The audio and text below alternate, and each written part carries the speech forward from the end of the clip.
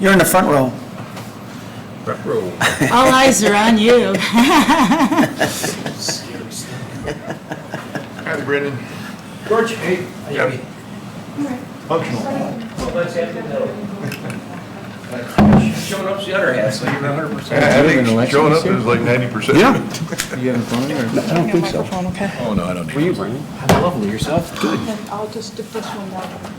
Okay, welcome Nancy, what's everyone happening? to the Porter County ARPA Behavioral Health and Social Services Subcommittee. Let's stand for the pledge. I pledge allegiance to the flag of the United States of America and to the republic for which it stands, one nation, under God, indivisible, with liberty and justice for all. Okay, I'm going to begin by taking a roll call. We'll begin with the voting members, and then we'll go to the non-voting members. Commissioner Jim Biggs. Here. Councilmember Mike Brickner. Councilmember Greg Sims. Present. Citizen Appointments Robin Lane. Here. Craig Nordstrom. Here. And then non-voting Township Trustees Brennan Clancy. Here. Jesse Harper. Here. Ed Morales. Here. And George Topal. Topol. Topol. Like fall down, go boom. It's easy to remember. Topple. And you are here. Very good. I do know that Councilmember Brickner had a conflict, and it was my error when scheduling this. I erred in who was available, so it is my fault, and I do apologize for that. My name's Vicki Urbanik, Porter County Auditor. I am not chairing this committee meeting, but I'm opening up the activities because this is our first subcommittee meeting. These first subcommittee meetings are going to be organizational only. There'll be no discussion of the proposals that are being submitted, literally as we speak. But as our first order of business is the election of the subcommittee chair. After we have the vote for the subcommittee chair, then I will step down, and whoever is elected, the chair will take over. So if we are ready to elect a subcommittee chair, point of order, attorney, only the voting members vote on the subcommittee chair, correct? Correct. Okay. So do I have a motion for the subcommittee chair? I nominate Jim Biggs. Okay. I'll second that. Robin made the nomination, seconded by Greg Sims for Jim Biggs. Any other nominations? Going once? Going twice? No other nominations? Could I have all those in favor signify by saying aye? Aye. And all those opposed? Okay, very good. Jim, Why not you are the voting? chair, and then I'm going to mosey over there, and you can have this gavel. Okay, I want to see you mosey. Okay, but I'm right there, so. Okay. Okay, very good. Moseying. I'm moseying, All right. and you can bring up an item that we'll Okay. talk about. Before we get going on the completion of the agenda, the written agenda, as I had spoke to Vicki, and I thought it would probably be a good idea that we have a subcommittee chair, our assistant chair, and in the event that I fall off the face of the earth or get sick, can't make a meeting, somebody needs to be here to run these meetings. So if I may, I would like to make a motion for Greg Sims to be the sub-chairman of the committee. Here a second? I'll second that. Okay. I want to take let me go this way. Scott, do we need a roll call on that? You can do a voice vote. Okay. All those in favor say aye. Aye. Aye. All those in not in favor, same sign. So it is done. Okay, appreciate it. Following the agenda, we're going to review the guidance of the steering committee, general organizational matters and project priority considerations. Vicki, do you want to weigh in on this as far as, Yes. I can handle this part, too. okay, Okay. On March 10th, the steering committee had its first public meeting. And I don't know if all of you watched that online, but if not, the steering committee had a very long-ranging discussion about organizational issues for itself, but also for the subcommittees.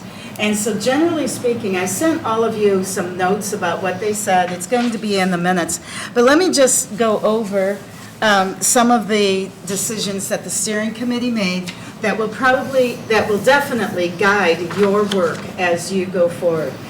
First off, the steering committee really wants us to stick to the schedule that was discussed by the county commissioners. And that is, in April and May, the subcommittees will be meeting to review the proposals that have been submitted, well, that are still being submitted. And to have all of the subcommittees shoot for making your recommendations by the end of May. And that way, the steering committee will then take up the process, look at your recommendations, get input on it, and then they will prepare a plan to present to the county commissioners.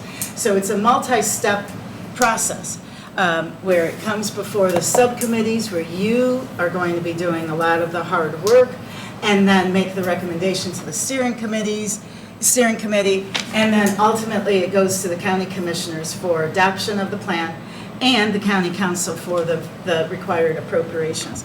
So one of the goals is to have this process really well along before the county's budget hearings begin, which usually begin in late August, September. They would like each subcommittee to elect their own chair, and as we just had now, election of a vice chair. Okay, not a sub-chair. And the subcommittees will be working through me as well as the commissioner's office in terms of reserving the rooms, getting the agendas out, the flow of information. We want this to be a very open process and to have everyone on the same page. And hopefully the mix-up that I made with the scheduling is the only glitch that we have. Going down, the steering committee wants public comment, wants the ability for public comment at every meeting. And so they are suggesting that you open up your meetings at the end of each meeting for public comment. Undoubtedly, there'll probably be some citizens who'll want to talk about some of the proposals. And rather than getting into a back and forth between the audience and any of the applicants, the steering committee would like the people from the audience to ask any questions or pose any comments directly to you, not to get back and forth with any of the presenters. The idea is that you will be hearing these proposals at your public meetings. And so how you'll go about doing that, we'll discuss that in a little bit. The steering committee would like you to rank each of the proposals that come before you. And so that's going to be another topic. How are you going to rank it? How are you going to evaluate it? What kind of a scoring system are you going to have? If there are any questionable uses, any uses that maybe are possibly in compliance, possibly not in compliance with the federal law, the steering committee feels that burden of justifying why the compliance is proper is up to the applicants that would be asking for the funding considerations. And the steering committee is working on a project checklist so that each subcommittee, when you get your final recommendations together, you'll be presenting it in some kind of a form that will show your ranking and your justification. The steering committee is working on that exact format. There's time for that, because if you're not going to come up with your recommendations until sometime at the end of May, there's a little bit of time. I think at the next steering committee, we'll have a few different formats ready for them to review, and so maybe this checklist will be put together at the next meeting, which will be April 14th. And then another thing that the steering committee did is that they adopted what they're calling general priority considerations. And these are the overarching priorities that the steering committee wants to see in the recommended projects. Some of these are pretty straightforward. One, they have to be an eligible use of ARPA funds. In other words, we don't want any non-compliance in the county. That should go without saying, but that the requests are one time. The steering committee doesn't want these groups to keep coming back to the county. This is a one-time deal. That they leverage matching funds to the extent possible. They serve a large number of people in Porter County and the target population served. They're from agencies or organizations that are in Porter County or primarily operating in Porter County, that they're effective and impactful use of the ARPA monies, and very, very importantly, they want you to be able to ask all of your proposals. Will you be able to commit to obligating these funds by the end of 2024? Actually, it should actually be a little bit earlier than that, because if funds are not contracted by the end of 2024, the county forfeits it. So we want to make sure that all of these proposals can obligate their funds in enough time so that if there's any money left on the table, the county can find other uses for it. And what's meant by obligating it means contracting, that there's a written agreement or a contract in place that commits the proposal to spending this money.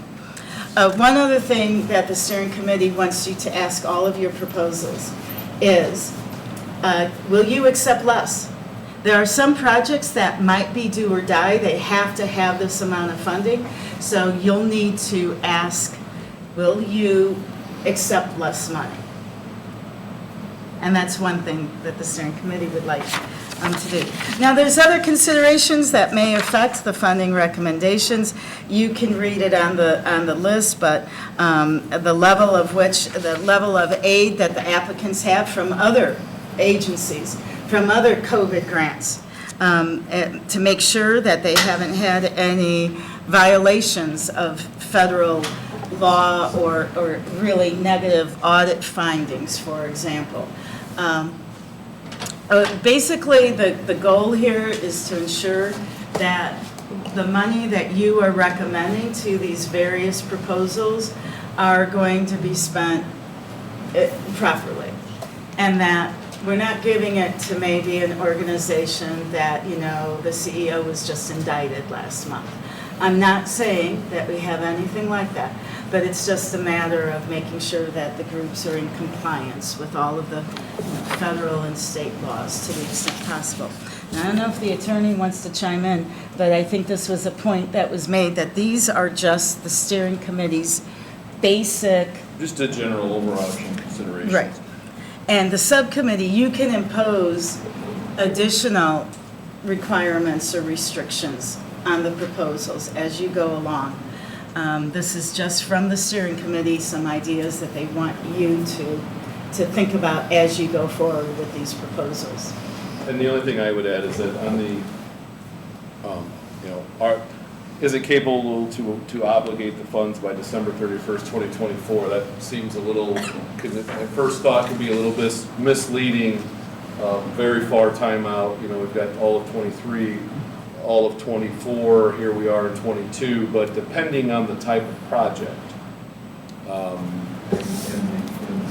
the actual request, that timeline can start to feel very stringent, because depending on if the request is something that needs to be engineered or done by a professional like architect or something like that, those timings can be pretty far out, and then you still have to have enough time to get to that number to know whether or not the project's going to work and there's enough funding for the rest of it. So, in reality also, as Vicki pointed out, that if we get to December 31st, 2024 and we haven't obligated it and we're spent it, then we're going to forfeit it. So from a county's perspective, if we haven't got to the point of looking at the requests or knowing what those look like, but in reality, those funds, that probably needs to be backed up at least a quarter, if not a half a year, because even if we find out July 1st of 2024 that a project that was awarded $1.5 million isn't going to be able to get to the finish line, we have to be able to get to the finish line or have somebody else get to the finish line now in a 6-month or 3-month window. So as the see the requests and start to evaluate them, that'll become more clear whether or not that's a issue to be dealt with or not. But that's why some of that can be a little bit more constricting than at first glance, being more than 2.5 years out.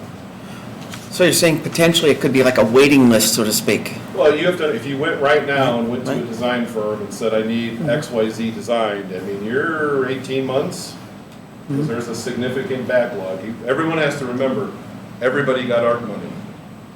So everybody's designing and building and doing things, and so there's only so many professional businesses out there that do that work.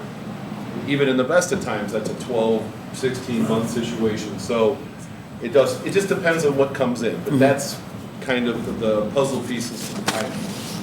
When, you said it has to be contracted by the end of 2024, do they have a deadline on when that actually has to be completed as well? Yes, When is that?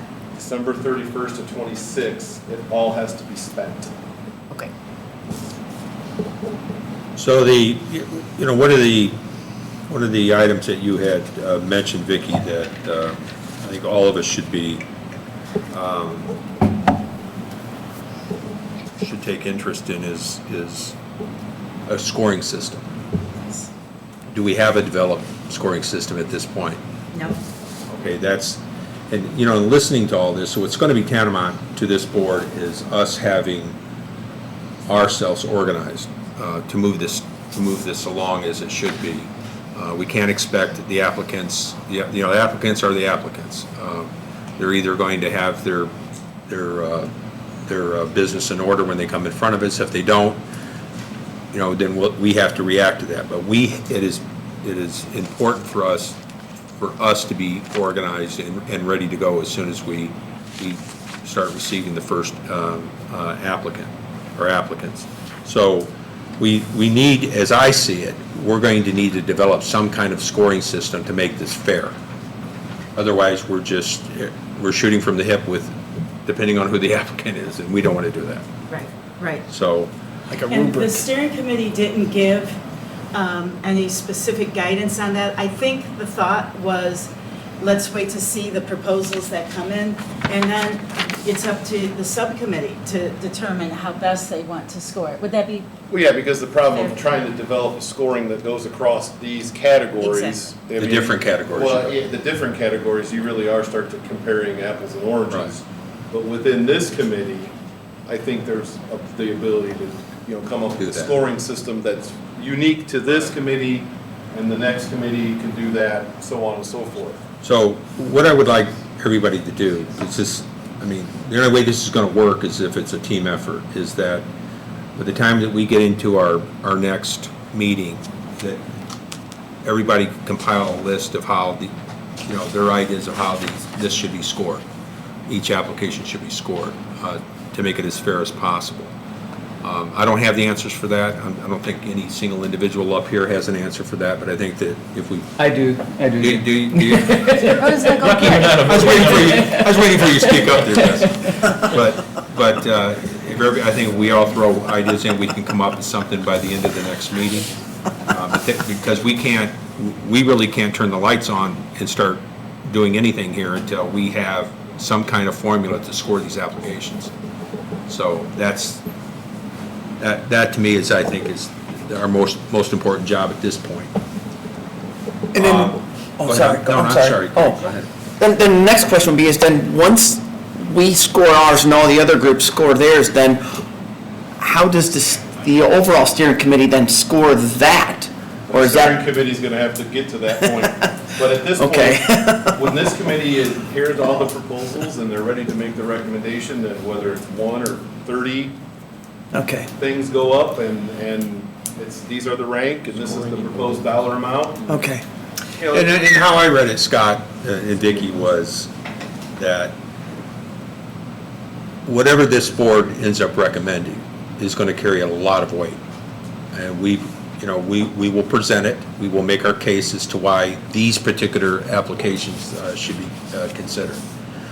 So that's how I read it. Yeah, and ultimately, I believe, and Vicki, correct me if I'm wrong, ultimately, I think Vicki is going to be tasked with sitting in front of the county commissioner saying, this is the recommendations, and this is what the Right. steering committee said, and this was the reasons behind it, and then the three county commissioners are going to make a decision on that, and then the same has to happen at the county council from the funding level. But obviously, coming out of these committees, done correctly with the scoring and all the public input, that's going to be the Right. higher And the I- priority. It's going to be obviously carry a lot of weight. And I don't want to speak for the other two commissioners, but I don't think our board, the Board of Commissioners, wants to, play the role of, well, we'll take this, take that, we'll throw this out, take that out. I mean, it would dissolve any reason why we created these subcommittees to begin with, for our board to be doing that. So what I'm saying is that the work done on these subcommittees is going to be taken very seriously by the Board of Commissioners and the County Council. I mean, really, that's where the heavy lifting is going to be occurring, is on these subcommittees. So that's going back to what I said earlier. That's why it's important for us to really be engaged here, that everybody shows up when they should show up and contribute, because we're only going to get one crack at this. This is a lot of money, and we want to make sure we do it right. So, I mean, all my years in government, I've never had any kind of experience sitting in a situation like this where we were giving away $33 million or millions of dollars. And this is as new to me as it is to you, and let's just make sure we do it right. Now, are we going to be able to see what the other committee's scoring system comes up, to see if they've got something that maybe we can, use as well? Or, you know what I mean? Like, share some information? There's nothing private, so sure. Right, exactly.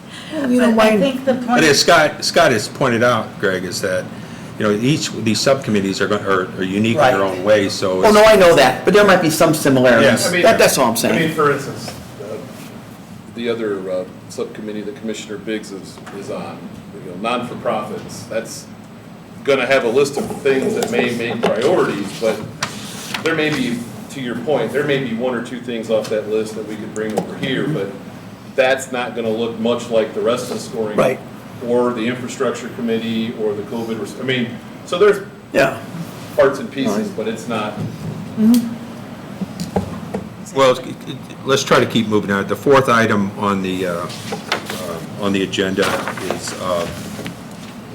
review of the U.S. Treasury's final rule as it applies to the Behavioral Health and Social Services Subcommittee. yes. Okay, I'm going to take this one, unless Attorney McClure wants it. Feel free. Okay, I don't know if you noticed, but at the top of your agenda, you have in quotes, focusing on behavioral health and social services, including substance use, preventing and responding to violence, assistance to eligible households, and housing. This came directly from the county's website. After the county commissioners formed these subcommittees, there was a mission statement that was sort of applied to each of the subcommittees. And the reason why I'm bringing it up is because each of you subcommittees are going to be focused on different things. And how the final rule affects what you're going to be doing might be different from a different subcommittee. Now, I mentioned final rule. Let's begin with the final rule. I'll be very quick on this one. The final rule was issued by U.S. Treasury on January 6th. And this is the guidance that the Treasury is giving all of the recipients of the SLFRF funds. SLFRF stands for the State and Local Fiscal Recovery Funds. The final rule is our guidebook. It's what's going to make sure that we need to follow to make sure that we are in compliance with the rule. Now, something's going on here. Hold on. Okay, here we go. I got it. This is my copy of the final rule and some other supporting documentation that's issued by U.S. Treasury. There's a lot here. And for those of you who don't know, Treasury issued what's called an overview of the final rule. It's a summary of the final rule. And if anyone's interested in looking at that, that's only 44 pages long. And it is a nice, concise summary of the final rule.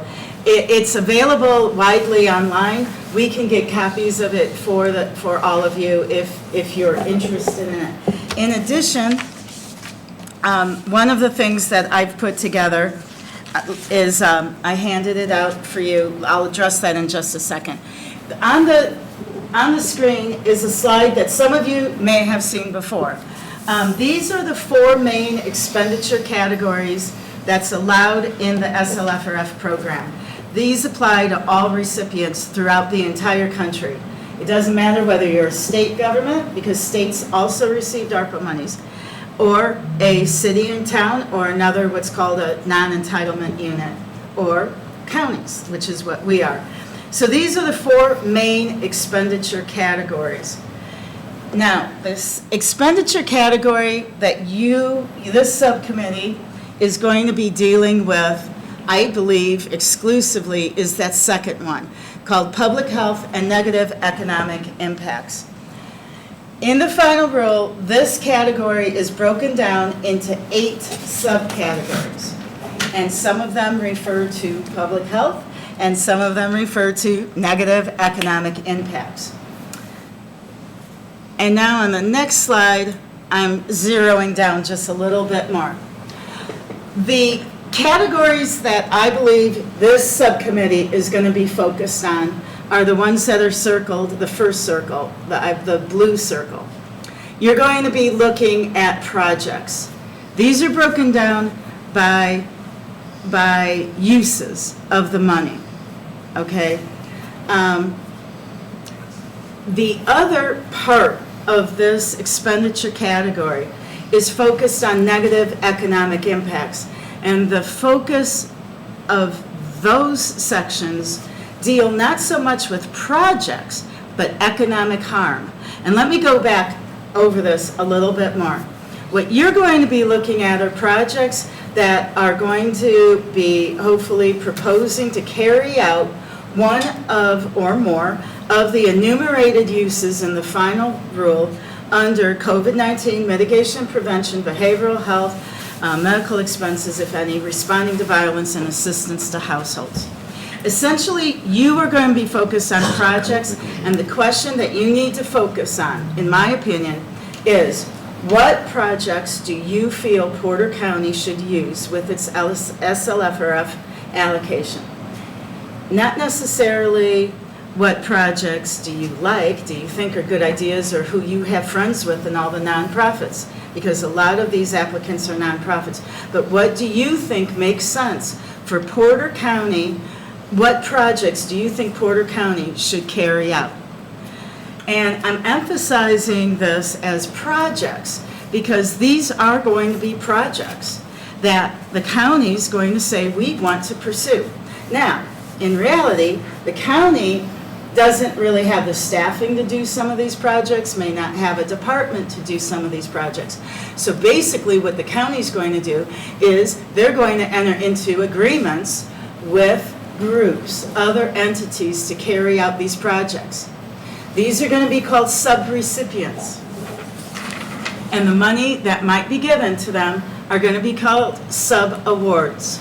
And that's very important when it comes to federal audit language. What makes your work on this subcommittee different from your sister subcommittee, the nonprofit and employer subcommittee, is that they're going to be focusing on negative economic impacts. They're not going to be, my main focus is not going to be on projects per se.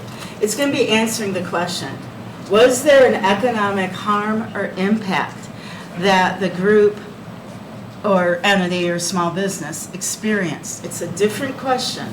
It's a different mentality. You're focusing on projects. What projects does Porter County government want to pursue?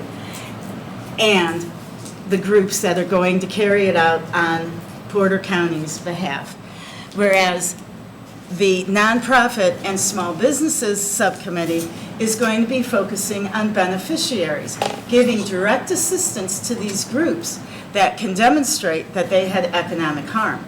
you're not really looking at economic harm.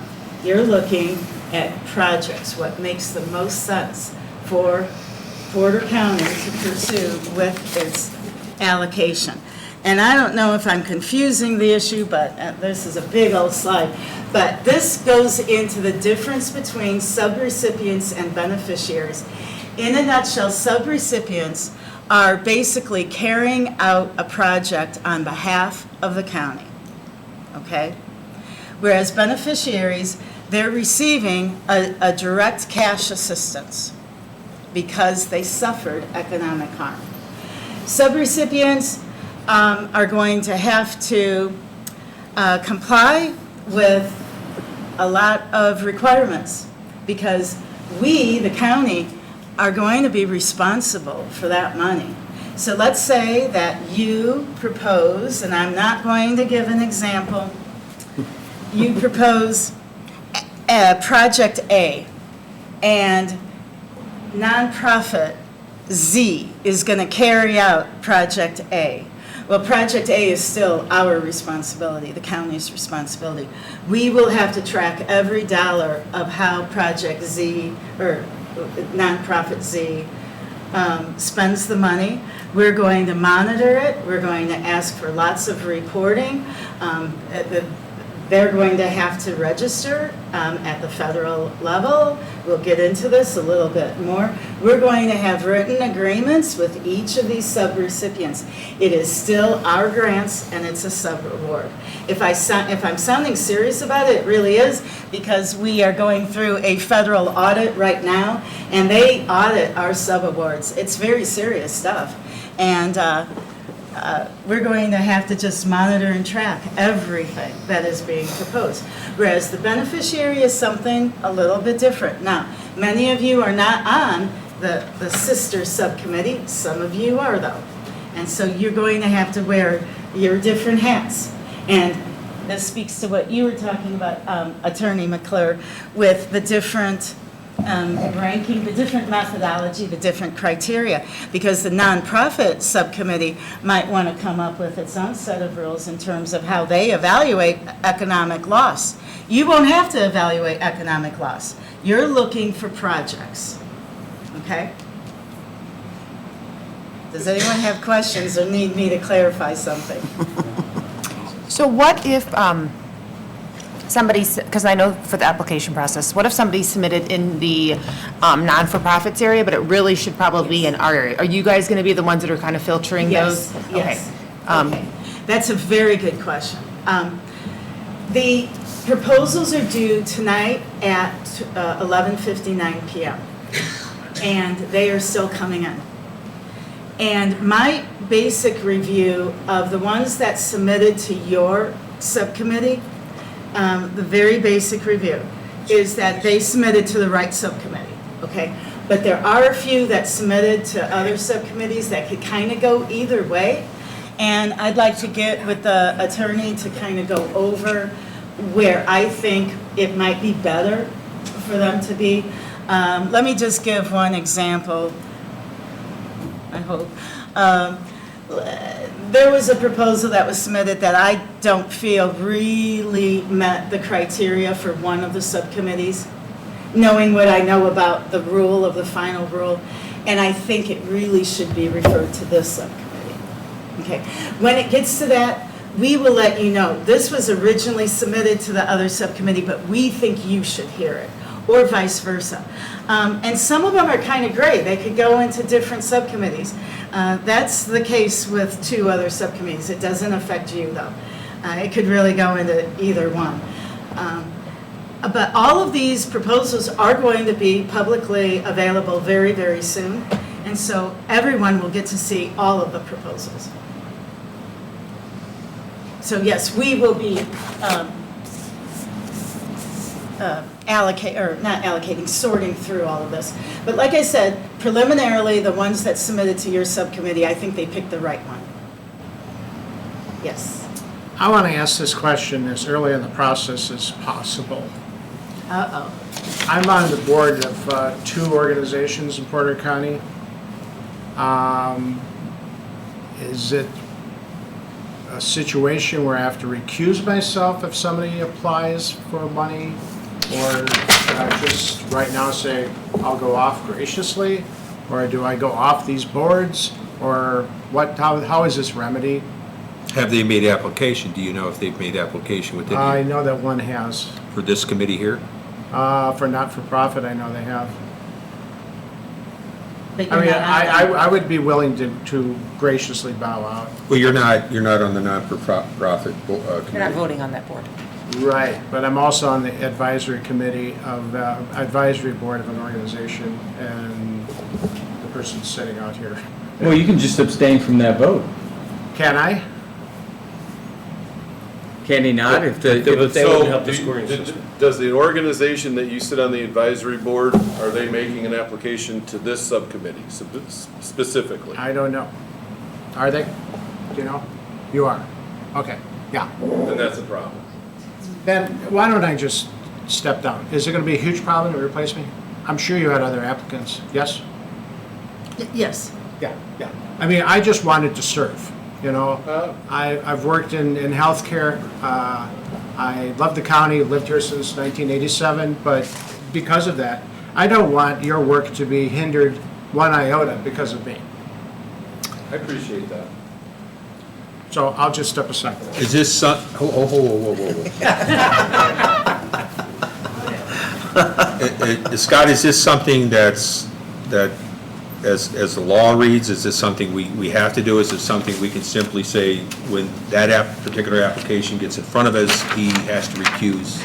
It's not a All law comment. problem. It was, I believe it was this discussion at the commissioners' meeting in which you guys were, It is a conflict of interest. yourself, who was concerned about having board members, on the subcommittee members who have either Well, from a board or an organization. So, I mean, I think we don't have to decide right this second. I think it's something that we can discuss further, but that's just generally speaking. And I know part of the issue is obviously we didn't know what all the applications were going to be when the appointments were made. I mean, speaking as a non-voting member, I would say that someone who has the heart to serve and has wanted to serve and obviously is passionate about nonprofits in Porter County, we're not talking about Cook County here. This is Porter County. A lot of us know each other. A lot of us serve on other boards that are going to come before this. I think it's going to be hard to find somebody who has a passion to serve who doesn't serve on other boards that may or may not present a proposal to this board. I don't see why you could not recuse yourself from simply the discussion of that particular non-for-profit and from voting on that particular non-for-profit's allocation or non-allocation of funds, especially if this subcommittee were to vote on it and allow you to stay and recuse yourself. Well, I mean, almost anyone we have in Porter County is going to have a connection. I have connections to people in this audience right now. So, I mean, we're all going to have connections to people in the county. It's not, this is a county of 170,000 people. This isn't a county of 7 million. So we all know a lot of people. And so I think it's important to ensure that we have people on this board, on this subcommittee, who have a passion to serve. And I would, if I were a voting member, I would, vote for you to recuse yourself during discussion and or voting on that particular non-for-profit. I don't disagree with anything that Jesse said. The other thing that wasn't mentioned, though, is that you have a very generous, it's a very deep background in this subject matter, which is one of the reasons why you were selected. And, I personally do not have any issue as long as there's an agreement and it's held fast to. You not only do not vote, you hold no comment toward the application in which you're associated to that particular board. And you're only an advisory role with that organization, correct? Or are you a voting Help member? me out. It's an advisory board for family focus? It's not an advisory board, it's just a regular board. A regular board? Just a regular board? Okay. Okay. That's my opinion on it, but we got to do things as a board, and I know that, I was part of that conversation, as everybody understands that, we didn't, when we first went out to deal with the ARP fund, we come out of the chute kind of staggering a little bit and regrouped, and here we are today. So I think everybody's sensitive. I know the Board of Commissioners is sensitive, and the county council members are sensitive about doing this the fair way, the right way. So I am going to, I gave my opinion. I actually think that decision needs to be made with the Board of Commissioners and the county council. That's my opinion. We don't want to get crossways with either board, so. And he was selected by the county council, so it might be a good idea for you guys to address Well, but the this. problem would still be is, people got selected, but they didn't know who's applying for the funds to see if there's gonna be any conflict. There might be other conflicts with other boards when you start seeing, because the deadline's tonight. Correct. So we really won't know until tonight, when all the things get closed. Right. To see if there's any other conflicts. That's part of the problem too. Yeah, Greg, you're absolutely right, but I think that to do this the right way is that we're all in consensus that this is the way we're going to do it, and I mean all of us, I mean the 7 members of the county council and the 3 members of the county board of commissioners, is that here's the way we're going to do it, that question needs to be posed to both boards in their meetings as to, because we could very well have this problem in other committees, so how are we going to deal with it? Well, I think we just need to have the discussion at the commissioner and the council level Because- and make a decision. Well, I mean, here's what we got to remember. We could say, fine, and we're going to vote as a board, and we're going to leave you on. The other committee may feel a different way and boot them off, and now we got a problem. Not to mention the community. I mean, Yeah, we need to, look, we're in this situation as a team, we're going to go out as a team, and we're going to leave it up to the council and the commissioners to make that decision, so everybody's treated fairly, so. Would it be beneficial for us to try to compile a list of all potential, I don't want to use the word conflicts, because it's not a personal conflict, Well, we're going to have to ask the members themselves, because the gentleman, tell we you- would not have known had the gentleman not said anything, so, due to his honesty and Yeah, you cannot have any appearance of impropriety. You have to be utterly blameless and without guile. And again, I would be delighted to step down so that your work is unimpeded. we appreciate that. Right, right. If we were giving out hamburgers, I wouldn't have a problem with this, but we're getting millions of dollars. So point of information, although we're non-voting members, we obviously have a lot of skin in the game because this is kind of what we do and what we deal with. When it was first announced that some of the trustees would be asked to be on this committee in some way, shape, or form, nobody really knew at the time what we would be doing or what our role would be. But it was specifically homelessness that it was attached to the trustees. So we went out, myself and Jesse, because up on the north end is obviously the majority of homelessness. I hope that's a fair statement. And we brought together a bunch of the different groups to make sure that everything would make sense, that everything was working together, that it wasn't, that whatever we asked for, we didn't know in what capacity, like I said, we'd be serving, what the rules were, how this would work. So we wanted to make sure that whatever we did made sense regionally and not just by township, because homelessness doesn't really know where County Line Road is, or, whatever the case may be. So we brought a bunch of groups in and asked them to give proposals and to see how we could work together, and most importantly, just to learn really what each of us does with the different levels of homelessness. So we brought those groups together, and they all submitted individually, the majority of them, if not all of them, for things that are going on from this committee. And in addition, we submitted it as a group to show how everything would work together. It was just submitted because that was the process that we thought we should follow. And then that puts me in the situation of, I'm almost in his shoes, although I'm a non-voting member, but as a non-voting member, But Brendan, we all anticipated, that is why the trustees were chosen, for the work that the trustees are doing, in the unique position to be in, to understand whether it's the hunger or whether it's the homelessness. So, and that's ultimately why the trustees were put on as non-voting members, but as more important to, maybe we can't get you to be voting because we were hoping those requests were coming. That probably some of the best people with the knowledge to be able to come up with that, and also to understand what's available in the community now and what needs to be enhanced. But and to have you here to hear the rest of it, and so that's why there's so many non-voting members on this board.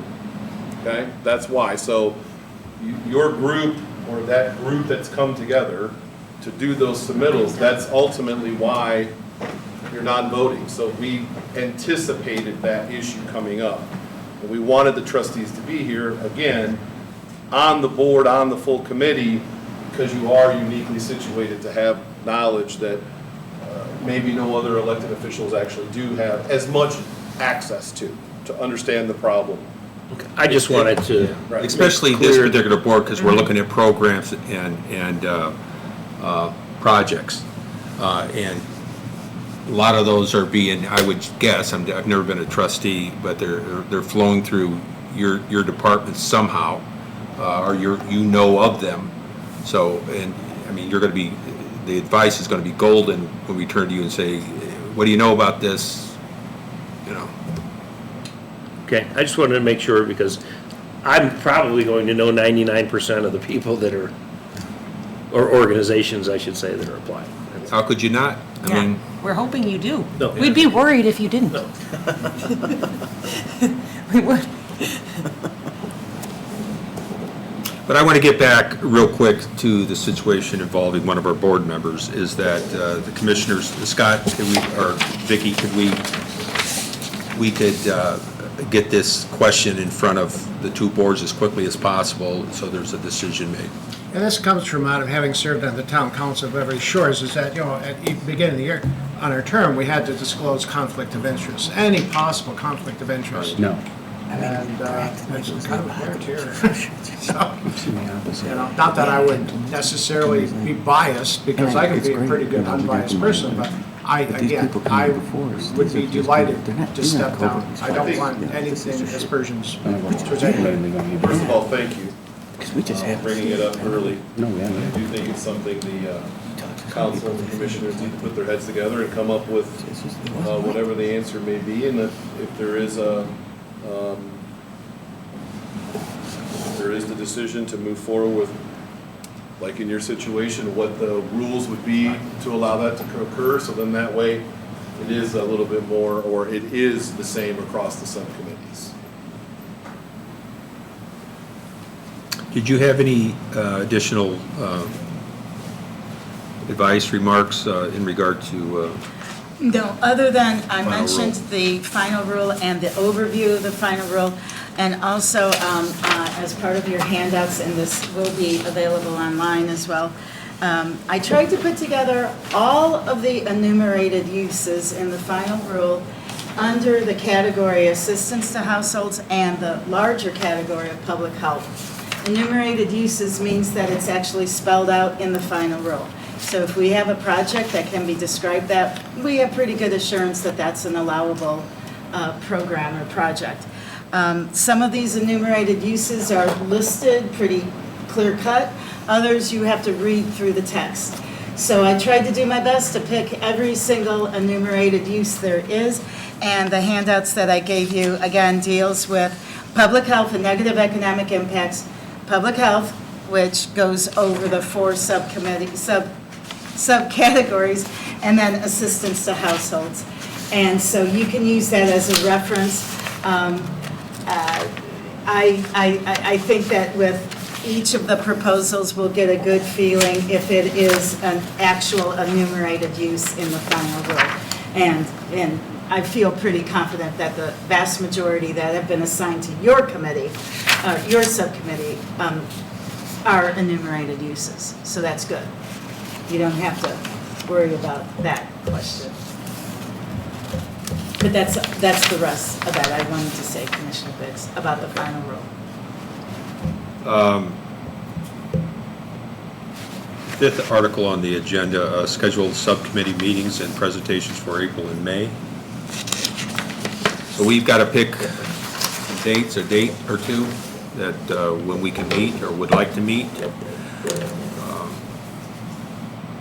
I guess Saturdays are also in the, to be considered if we feel that that's what we'd like to do. Or we don't have to do that, we can continue to meet in the evening. Like to hear from everybody what they think. I would prefer exactly this time on a weekday, 5 o'clock would be perfect.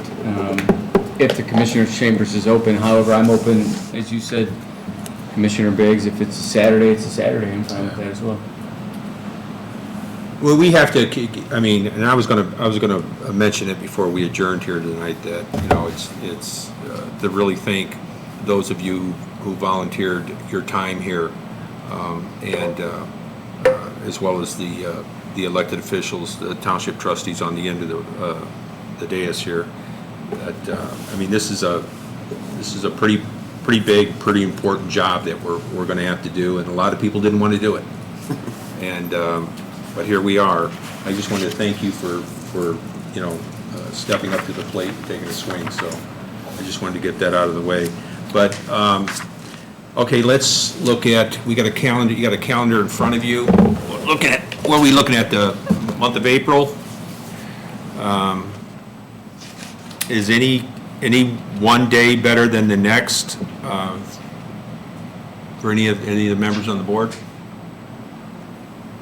If not, I'm looking at April 7th. How does that look for everybody? Good. Looks good. It's fine.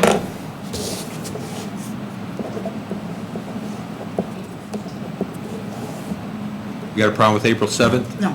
We were just talking about, one, when the steering committee meets again, and then also, we don't have a commissioners meeting until April 19th. So, but I think the 7th, we can start. We were better off early and often than later. Well, yeah. What's the, are we going to be receiving applications by then? Okay, and that's what I wanted to ask you. Did you want to start right away hearing the presentations? Or do you think you need another planning meeting to talk about? Probably need another meeting to look over this stuff before. Well, we need another meeting to develop some kind of scoring system. Okay. So the 7th we'll go into, we'll hold off on receiving any applications till, at least till after the commissioners and council meeting, the commissioners meeting. So they meet on you said they meet on the 14th? Or, I'm sorry, the 18th, Scott? The commissioners meet on the 19th. 19th. And the steering committee meets on the 14th. How about the 21st, Commissioner? The 24th? 21st? The 21st. Now, and again, to Jim's point, I mean, if you want to go the 7th, I think you were talking about. Yeah. You could work on scoring. You could at least have an idea of what the requests are. You can, and I think maybe having the requests kind of in front of you, the universe of what those are, and then start to look at the scoring. Before you And start doing a Yeah, I think that way, when we come back, maybe the 21st, we could say, hey, we want to hear from these first, or however you want to set it up. Right, because we may not even want to hear from some of the applicants. We may say this is totally out of our bailiwick. This is not, there's no way you're going to be done by the 2024 or your 2026. You Or know. or it doesn't, or, you know, we. Wrong committee. You know, Vicki and I kind of looked through it and decide it doesn't qualify Right. under ARPA. I mean, there are some things that on the 7th, I think, scoring and getting an idea of what we're gonna wrap our arms around. Yeah, we'll concentrate on that on the meeting on the 7th, if everybody agrees to that, and then going into the meeting, if we were to have a meeting on the 21st, go into that meeting ready to go. Yeah. How's that, the 7th and the 21st at 5 PM? Does that look, is that all right? It's good? Yep.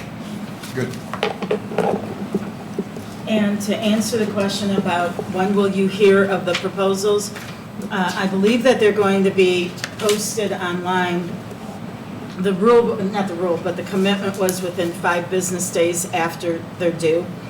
So they'll probably be posted sometime over the weekend or Monday or Tuesday.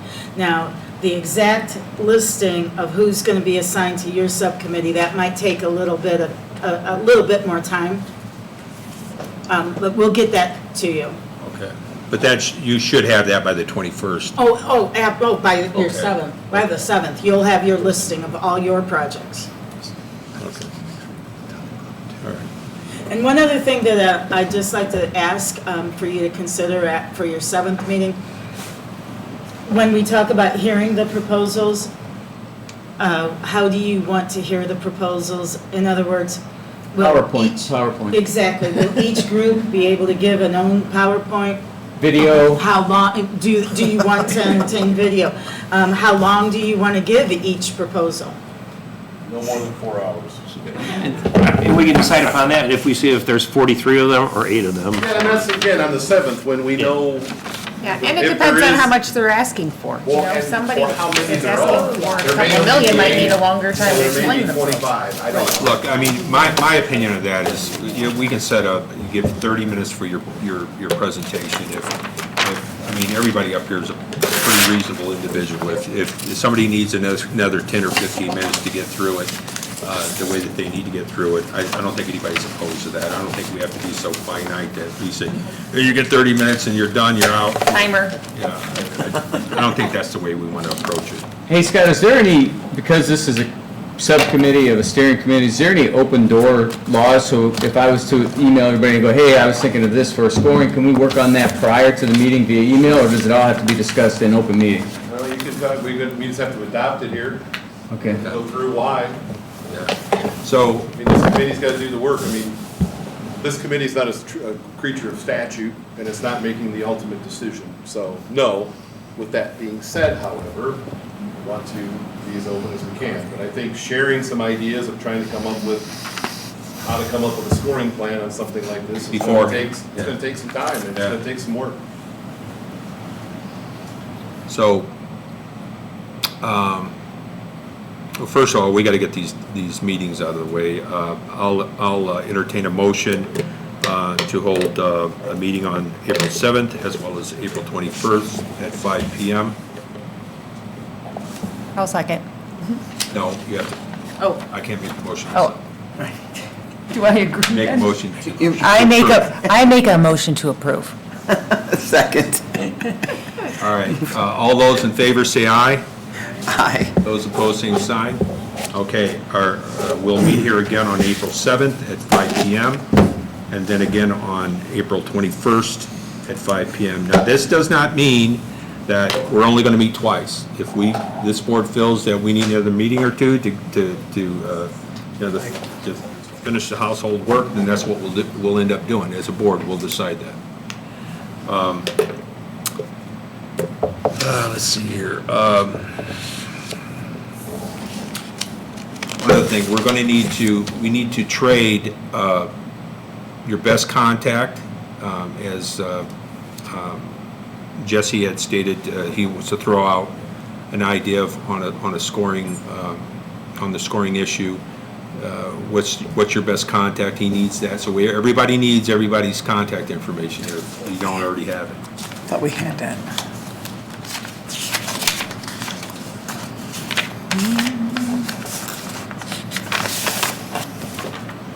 Did you guys get that?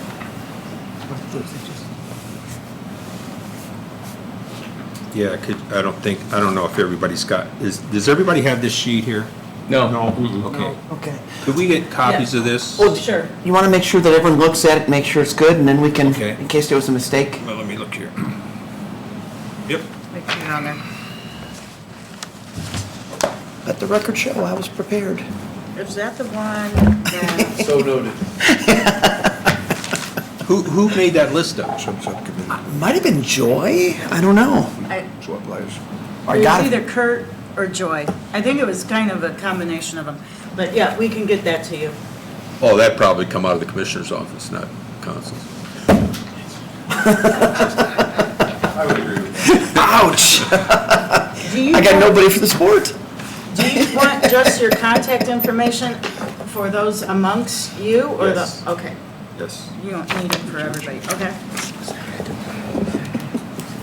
And when I send this to you, I'll also give my cell phone to you, because I know I talked to some of you over the weekend, and you probably were thinking, who's this number?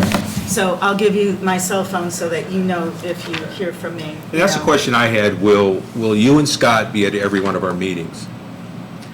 I am going to try to make every meeting that I can. However, I have the State Board of Account called Auditor Conference the last week in April, so I won't be able to be here that week. But other than that, I'm going to try to be at every meeting. Yeah, I just want to make, I'm not requesting that you are, I just wanted to know.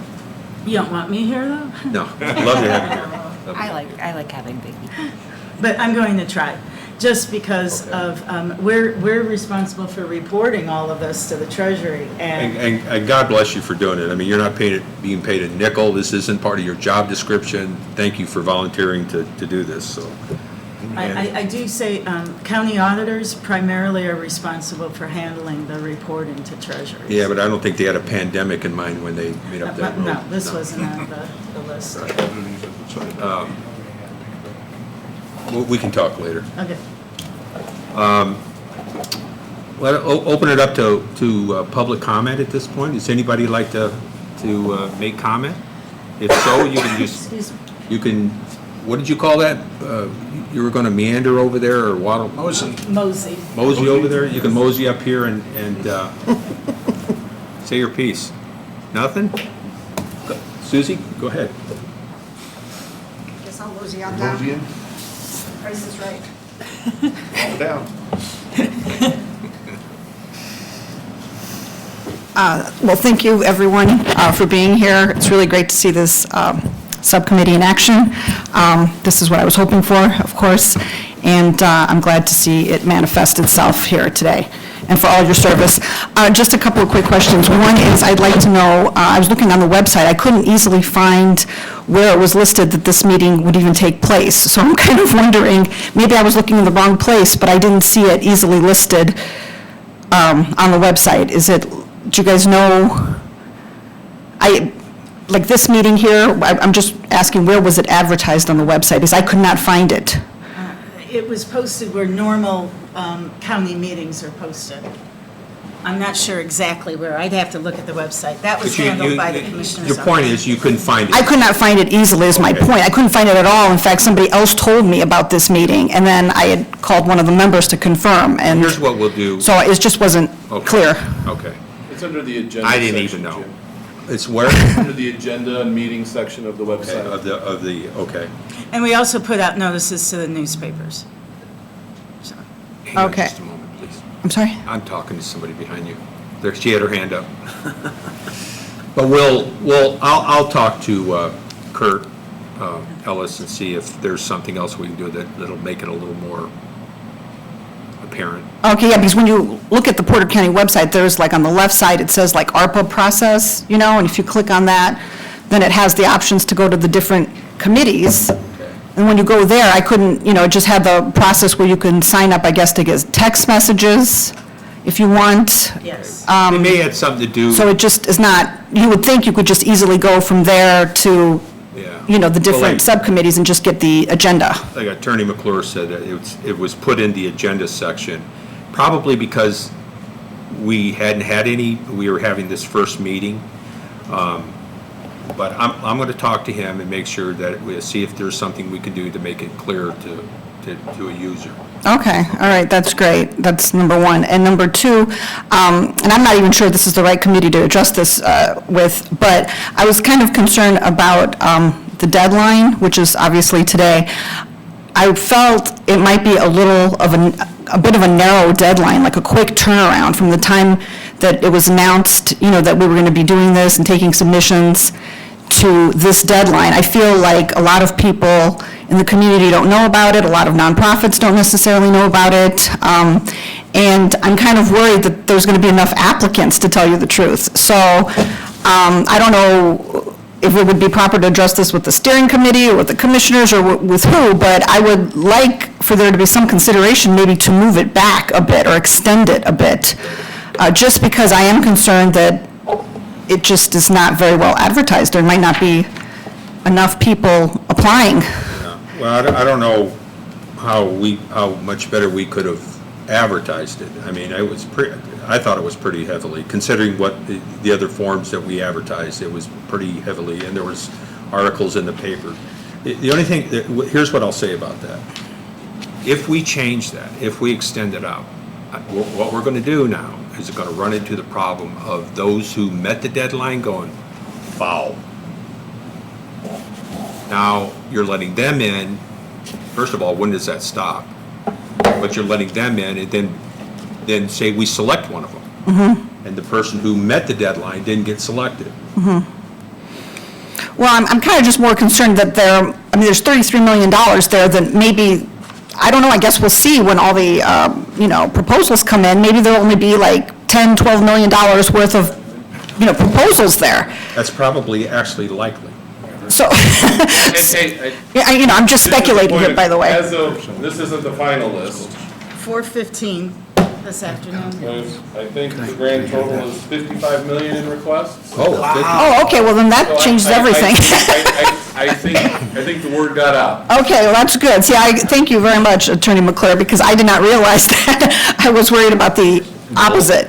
yeah. Yeah, so, yes, then that makes sense. So, no, I mean, if there's that many requests, No, proposals. I think we understand and that's kind of you to mention it, but as you can see, evidently the word got out. Yeah, I'm glad, because I was a bit worried about that, so that's good, because I just want to make sure, there was adequate time for everybody to get their proposals in, because I don't know, maybe they need to go through like They're probably all just like us, that they wait to the last minute, big rush at the end.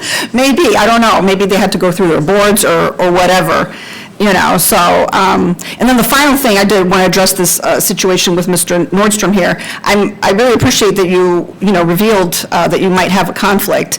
And I do personally think that, it was decided, I remember, because I think I was at that commissioners meeting, that if someone is on a board or part of an organization that is going to be requesting money, that they should not sit on a committee. I do remember this. I don't remember the exact wording, but I do remember this.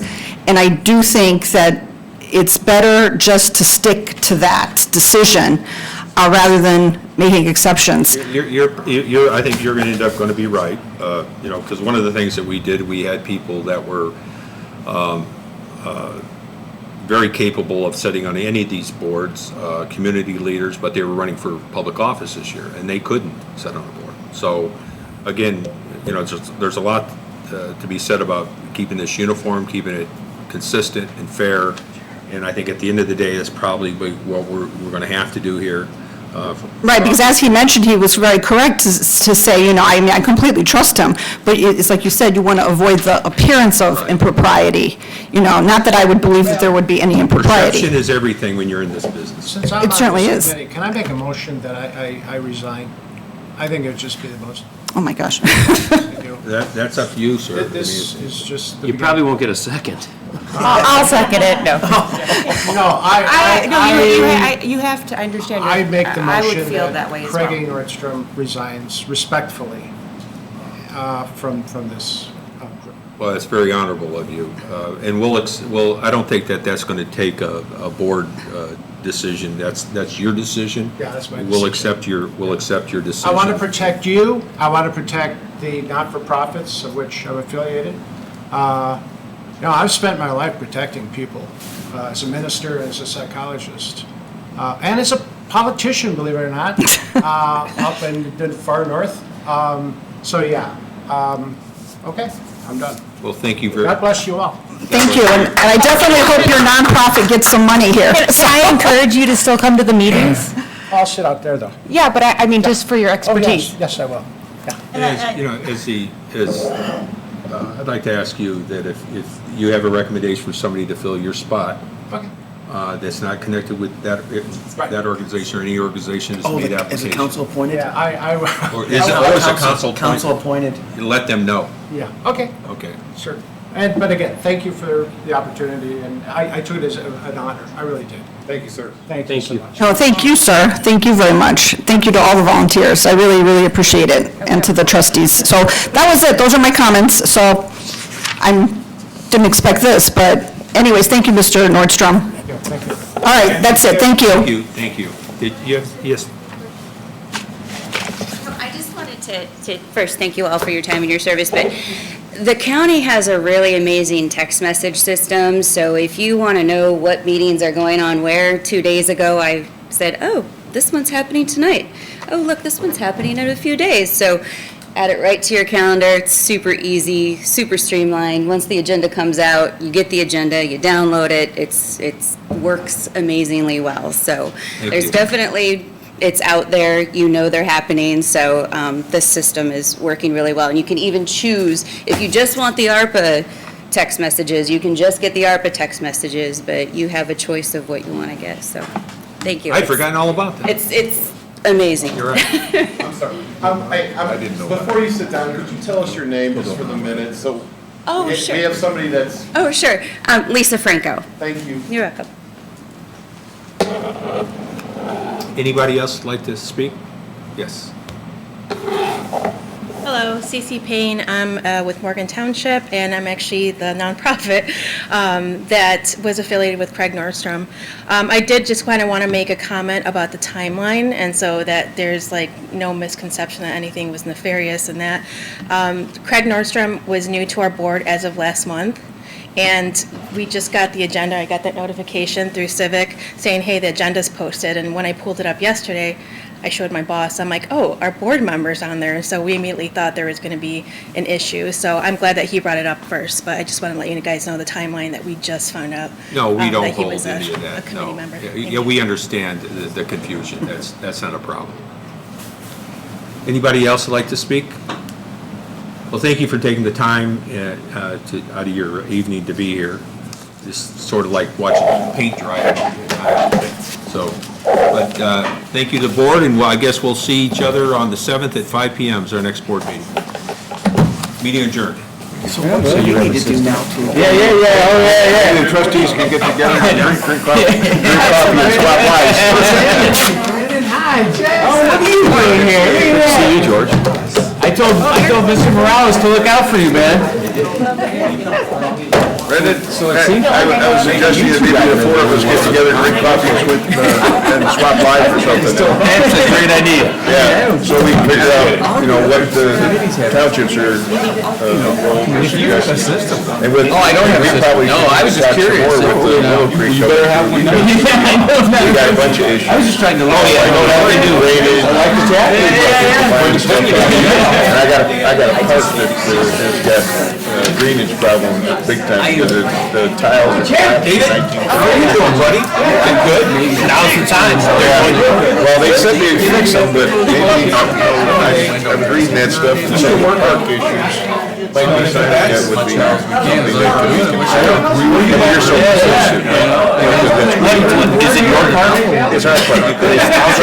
Township park. We got an open I have a few spot. ideas for you, yeah, definitely. Where's your we got the old Wheeler, that's where the last time Wheeler won the sectional championship. That's cool. 1936, I got the plans for it, and I got the plans to fix it up, but nobody. You in there most days? There's ways to find it. Hi, I'm Gordon.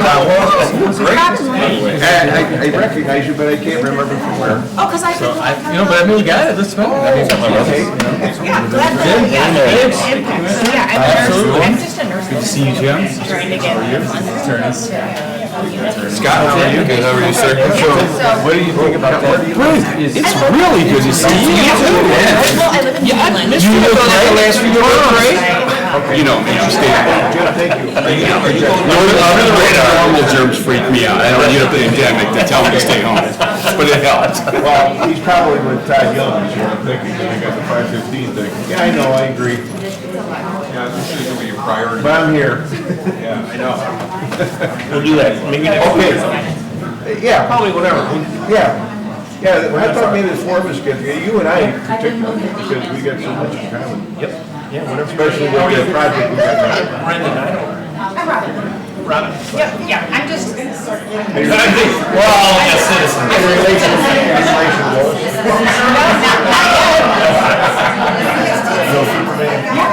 Usually people ask me if I'm like, I'm like, yeah, I need all of